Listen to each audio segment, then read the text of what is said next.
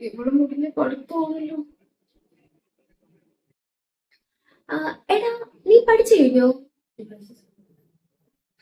ഇല്ലടാ, ഒരു തെല്ലിങ്ങേ പഠിച്ചിട്ടില്ല. നാളെ ഇനി എന്ത് ചെയ്യുമെന്ന് എനിക്ക് ഒരു ഐഡിയ പോലും കിട്ടുന്നില്ല. ആ, ഞാനും കഴിഞ്ഞില്ല.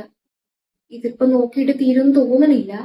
നമുക്കൊരു കാര്യം ചെയ്യാം. ഇപ്പൊ കിടന്നിട്ട് നാളെ രാവിലെ എഴുന്നേറ്റ് പഠിച്ചാല് അത് ആക്ച്വലി നല്ലൊരു ഐഡിയ ആണ്. എന്നാൽ നമുക്കൊരു കാര്യം ചെയ്യാം. ഇപ്പൊ കിടന്നിട്ട് വെളുപ്പിനൊരു 4-4:30 എഴുന്നേക്കാം. എന്നിട്ട് ഒന്നിച്ചിരുന്ന് റിവിഷൻ ചെയ്യാം.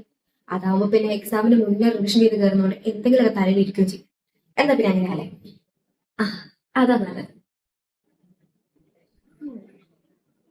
അപ്പൊ ഗുഡ് നൈറ്റ്. രാവിലെ അലാറം അടിക്കുമ്പോ എന്നെ കൂടെ ഒന്ന് വിളിക്കണേ. ആടാ, ഞാൻ വിളിച്ചേക്കാം. Good night.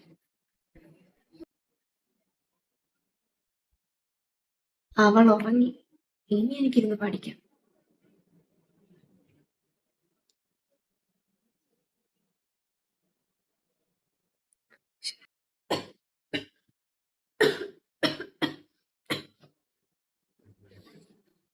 ശോ, വെള്ളം എടുത്തൊക്കെ മറന്നല്ലോ.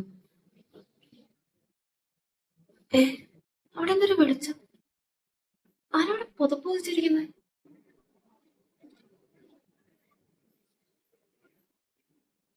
ഓ, അപ്പൊ ഇതായിരുന്നല്ലേ നിന്റെ ഉദ്ദേശം? എന്നെ കിടത്തി ഉറക്കിയിട്ട് നിനക്ക് ഒറ്റയ്ക്കിരുന്ന് പഠിക്കാൻ അല്ലേ? ആ, എടി, അത് പിന്നെ എനിക്ക് കിടന്നിട്ട് ഉറക്കം വന്നില്ല. ഞാൻ നോക്കുമ്പോ നീയാണെങ്കിൽ നല്ല ഉറക്കം കൂടി ആയിരുന്നു. പിന്നെ കുറച്ചു നേരം ബുക്ക് വായിച്ചാ ഉറക്കം വരുമെന്ന് ഓർത്ത് അങ്ങനെ വായിക്കാനിരുന്നതാ.